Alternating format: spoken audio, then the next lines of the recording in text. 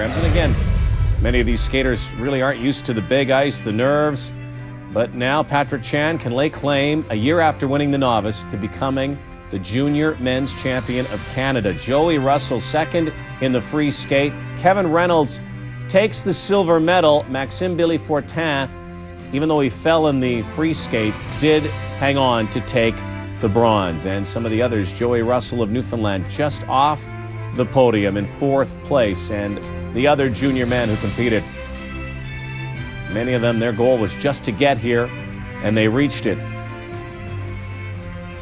Patrick Chan, Canadian champion, just 14, spoke with Vic Rauter. First of all, I was surprised. Like falling on 2 jumps, like really didn't think of really placing very well or getting really good marks or something.